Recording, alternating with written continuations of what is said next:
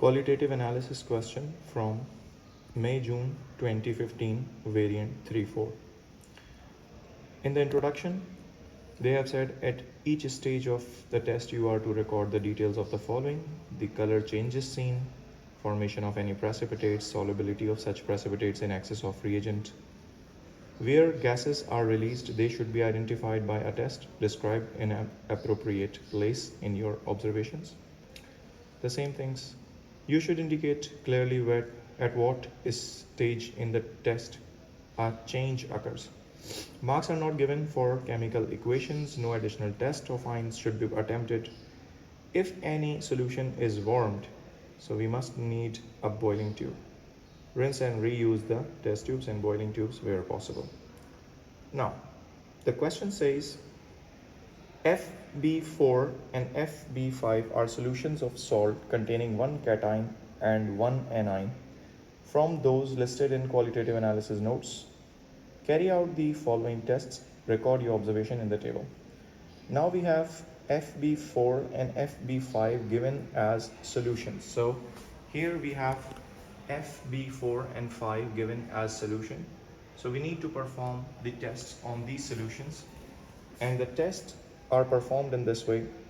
That the first test says, to a 1 centimeter depth of solution in a test tube, add aqueous ammonia. It means we are testing cations, and the test with ammonia is done in 2 steps. First we add few drops followed by excess. So let's perform this test and record the observation. Let's take 1 centimeter depth of FB4 in a test tube, and now let's add aqueous ammonia dropwise first, followed by excess. So when we add dropwise, white precipitates started forming, but those precipitates are turning brown. And now when we add ammonia in excess, those brown precipitates remain insoluble, and it is a typical color of Mn2+. Off-white precipitates turn brown quickly and they remain insoluble in excess. So let's record this observation. So we have recorded this observation here. Let's move on to the next part of this test, where they say, to a 1 centimeter depth in a test tube, add a few drops of aqueous silver nitrate. It means we are going to test halide ion present in FB4 or not. So let's perform this test now. Now let's take 1 centimeter depth of FB4 and then we add few drops of aqueous silver nitrate to test the presence of halide ion. We will add dropwise. Now you can see white precipitates are forming. It suggests that it has chloride, but we are not sure that it contains chloride, because bromide also gives off-white precipitate with silver nitrate. So let's confirm this, whether they are of chloride or bromide.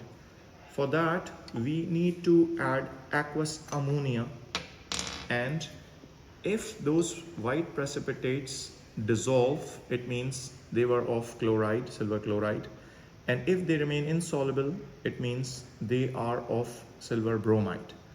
So if we add aqueous ammonia, we can see those white precipitates turn into brown precipitates.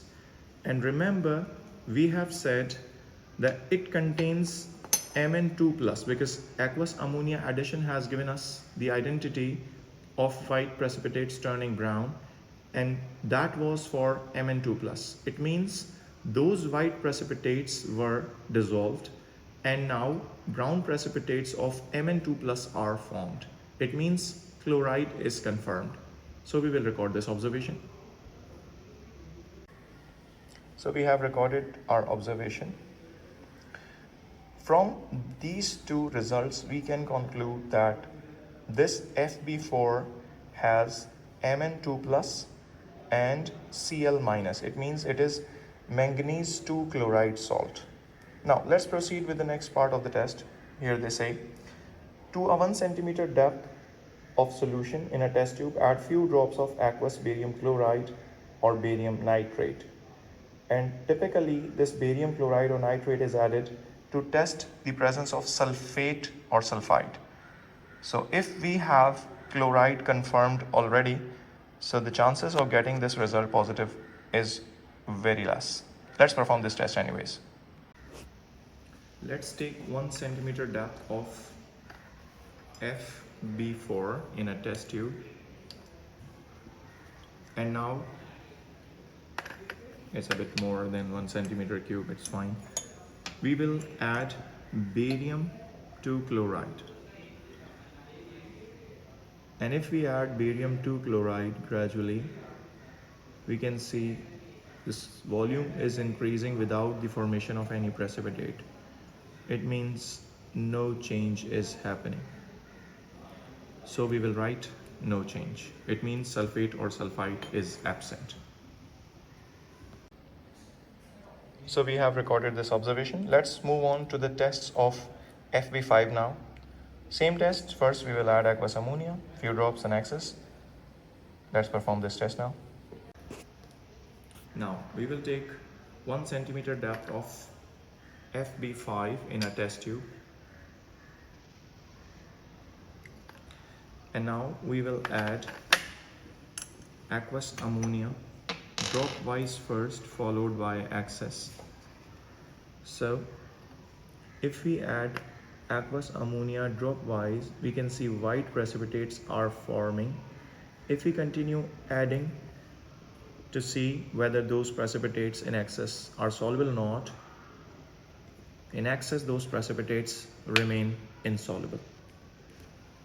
So we will record this observation now. Now we will take 1 centimeter depth of FB5 and we will add aqueous silver nitrate. So here we have silver nitrate. Once we add few drops of silver nitrate, we can see no precipitates are forming. It means no change, means no halide ion is present. So let's record this observation. Now let's take 1 centimeter depth of FB5 and we will add few drops of barium chloride. Now if we add few drops of barium chloride to see whether sulfate or sulfite is present, white precipitates are forming. It means sulfate or sulfite is present. To confirm which ion is present, is it sulfate or sulfite, we add acid, dilute acid, and that acid must not be sulfuric, of course. So let's add hydrochloric acid. If precipitates dissolve, it means sulfite, and if precipitates remain insoluble, it means sulfate. So let's add acid. We can see addition of acid did not dissolve the precipitates. Even upon shaking this tube, the precipitates are insoluble. It means sulfate is confirmed. So we will record this observation now. So we have recorded our observations here for FB4 and FB5 we have tested. Let's proceed with the next part in the question, where they say, identify both ions in FB4, cation and anion. So from the observation we got here, then when we have added aqueous ammonia, FB4 has given us off-white precipitate that turn rapidly brown and insoluble in excess, and the only cation that can give you this observation is Mn2 plus. Off-white precipitates rapidly turning brown with air insoluble in excess. In both the reagents, aqueous ammonia and aqueous sodium hydroxide, it gives you the same observation. So Mn2 plus is the cation confirmed in FB4. Now let's move on to the anion. For that we have added silver nitrate, and silver nitrate has given us white precipitates. So if we look at the anion test for halides, all these chloride, bromide and iodide given, for all these halides, if we add Ag plus aqua means silver nitrate, white precipitates are of chloride, and for bromide it's of white or cream, and for iodide it's yellow precipitate. So for silver nitrate we got white precipitate, it means chloride ion is confirmed. So for this FB4 we have got Mn2 plus as our cation and Cl minus as our anion. So we have recorded our cations and anions in FB4. Let's move on to the next part where they say, suggest the ions which may be present in FB5. So in FB5, when we have added aqueous ammonia, we got white precipitates which were insoluble in excess. So if we look at the observations when we add aqueous ammonia, white precipitates insoluble could be of aluminum 3 plus, or it could be of white precipitates insoluble in excess, it could be of Mg2 plus. So these are the two cations that could be present. So they have asked you suggest the ions that may be present. So two possibilities here, Mg2 plus and Al3 plus. And for anion, we got the result from here that when we have added silver nitrate, no change, it means not any halide present, but when we have added barium chloride or nitrate, we have got white precipitates. So for this, we can see here, if we add Ba2 plus, and we get white precipitates, it could be of sulfate or sulfide. But in order to confirm them, we add dilute acid. And if those precipitates remain insoluble, they are of sulfate, barium sulfate. And if those precipitates become soluble, it means they could be of barium sulfide. But here we have got white precipitates which were insoluble in acid, it means they are sulfate. So we have to write here sulfate or sulfide because in this part they haven't asked you to confirm the presence by adding acid. And in the question they have also said which ion may be present. It means they have given you uncertainty in the answer. So we will write here both the ions, cations, and both the anions. So let's record this observation here. So we have recorded here that we got these results. Now let's perform the next test, which says select a reagent which could be used in a further test on FB5 to identify the cation present. So we are confused with Al3 plus or Mg2 plus. So when we look at the table, we have two reagents to be used to detect cation. And if we have aluminum 3 plus, the white precipitates which were insoluble in aqueous ammonia, they will give you this observation, white precipitate soluble in excess in sodium hydroxide. And if those white precipitates insoluble in excess were of magnesium, in sodium hydroxide, those white precipitates will remain again insoluble. So let's confirm this cation by adding sodium hydroxide. So here we have to write first what is used in order to confirm. So to a 1 centimeter depth of FB5 in a test tube, add what? Add sodium hydroxide. And let's perform this test and we will record the observation here. Now let's take 1 centimeter depth of FB5 in a test tube and Now add sodium hydroxide first, dropwise, followed by excess. So once we add sodium hydroxide dropwise, we get white precipitates, and if we add excess, those white precipitates remain insoluble. Even upon shaking, those white precipitates remain insoluble. It means it's confirmed that it contains magnesium. So we will record this observation here. So we have recorded here that addition of sodium hydroxide has given you white precipitates insoluble in excess, and that has confirmed that out of these magnesium and aluminum, we have magnesium 2 plus present here. Let's move on to the next part, and in the next part they say FB6 is a pale purple salt containing 2 cations. Now FB6 is here, and we can see it's a pale purple solid, and they say, what does this suggest about the identity of one of the cation in FB6? So whenever we have colored salts, it clearly says that it has transition metal cation present.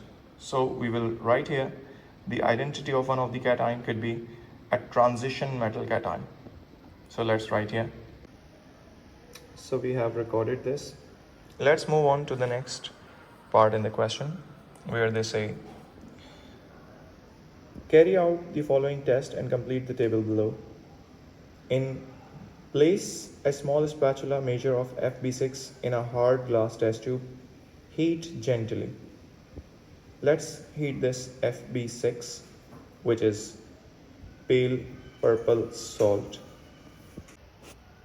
Now, let's take one spatula of FB6 in a hard test tube, that is boiling tube. Let's hold this test tube in the test tube holder, and once we start heating this solid, which is a transition metal compound, normally these transition metal compounds are complex salts and they contain ammonium as a secondary cation, and in the question also they have said it contains 2 cations. So let's prepare the test for ammonium ion also. If ammonia is given off, it must be identified by a moist red litmus paper. So let's take out one red litmus paper, moist it first, and put this on the neck of the tube in the start, so that if ammonia is given off, this red litmus paper will turn blue. So let's put this on the top and hold this litmus paper by putting this in the ends of this test tube holder. Now let's start heating this solid, and remember, once we are heating solid directly, to observe any gases liberating, we must heat this in this way, tilted way, so that the gases evolved must be shown or seen in the neck of this tube. So let's heat this solid now.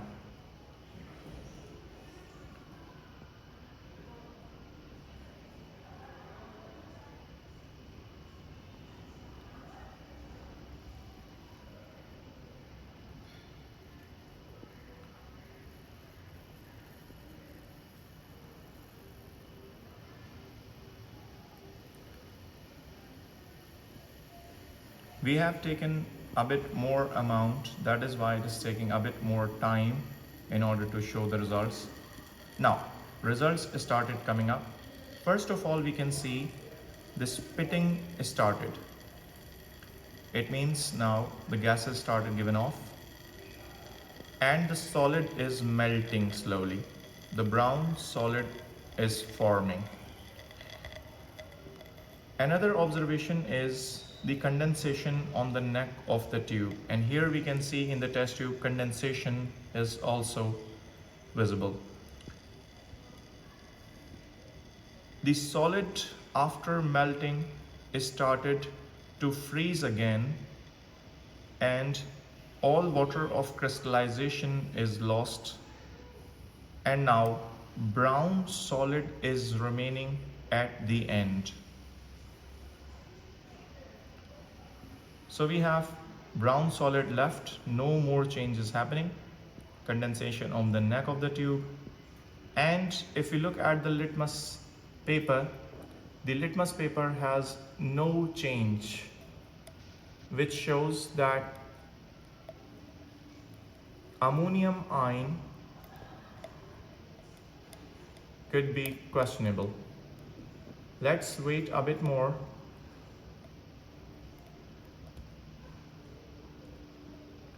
Yes, now it has started turning blue. The litmus paper turning blue means ammonium ion is also present because it is given off ammonia, which has turned the moist red litmus paper blue. So it is very clear now. So let's record all these observations.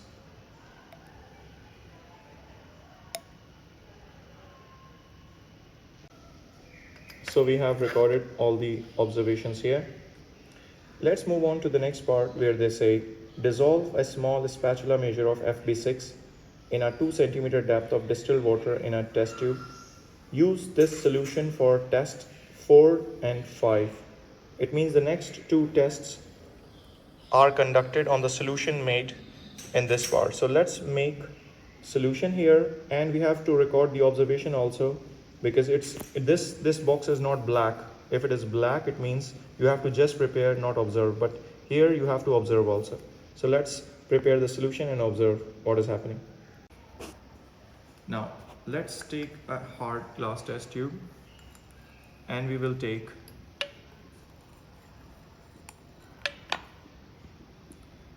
a spatula measure of FB6, and now we will add distilled water and we will see the changes happening.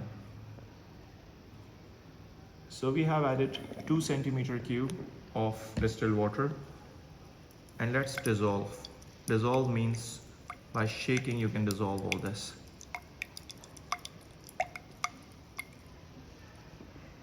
It's still remaining there.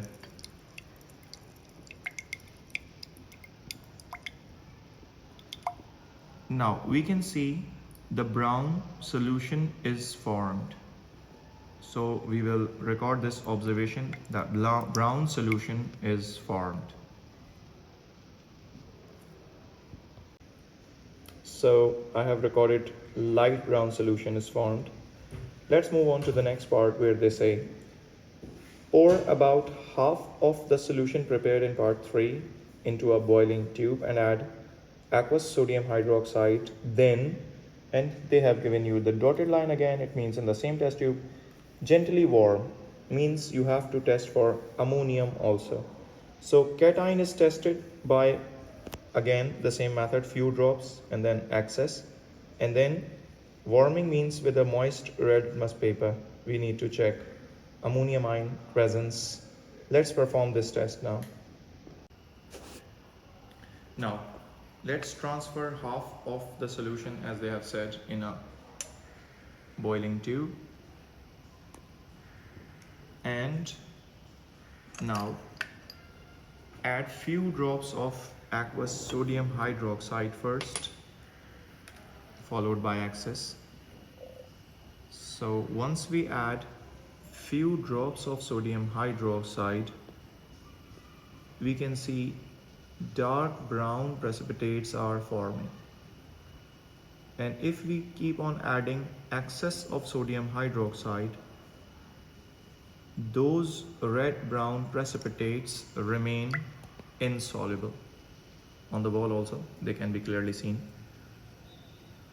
Now let's warm this tube, but before we warm, again we need to prepare a moist red litmus paper to test ammonium. So let's moist this red litmus paper, and again we will put this in this test tube this way.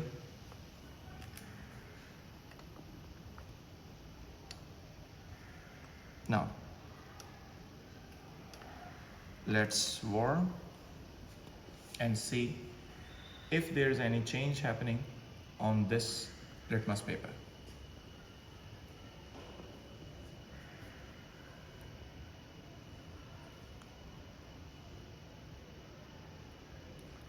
It's a boiling tube, so it takes a bit more time in warming solutions because it's a thick tube. That is why the conduction is a bit slower. Now the gas we can see is given off, and see whether the top, means the litmus paper, exposed litmus paper, is changing its color or not. Now we can see the litmus paper is gradually turning into blue. The exposed part of the litmus paper can be clearly seen that it turned blue. And also we can observe that there are a bit brown precipitates evolving. Anyways, so we will just write the observation on the right litmus paper that turned blue.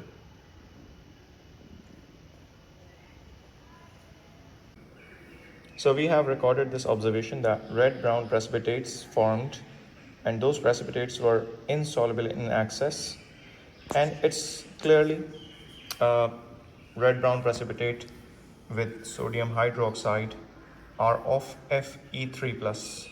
It means the cation is Fe3+, and the moist red litmus paper which turned blue has shown us that ammonium ion is present, because ammonia given off means red litmus paper turned blue.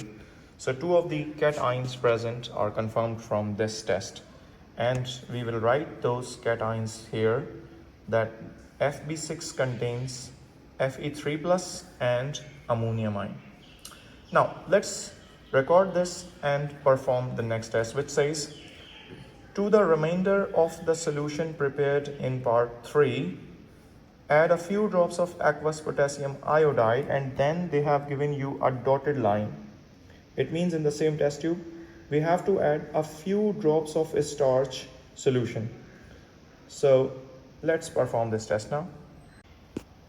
Now let's take the remaining solution prepared in part 3 and then add few drops of potassium iodide. Now just say potassium iodide contains iodide as I-1, and if we add I-1 solution that is colorless, you can see the solution is colorless, and if we add this, the solution still remains unchanged, but it has done something with iodide. Now let's add a starch indicator, and remember, starch only gives positive test with iodine as an I2.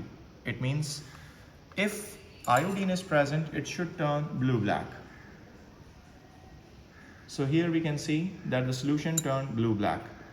So when we have added potassium iodide, it means we have added I-, and starch indicator has reacted with I2.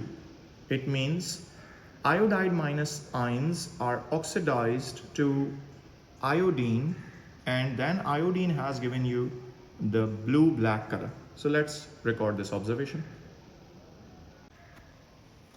Now we have recorded the observation that significantly it was a no change when we have added potassium iodide, because solution remained brown, but when we have added starch, it has turned the solution into dark blue-black. Now let's move on to the next part. We have recorded here the ions confirmed. What type of reaction occurred when potassium iodide was added to FB6 in part 5?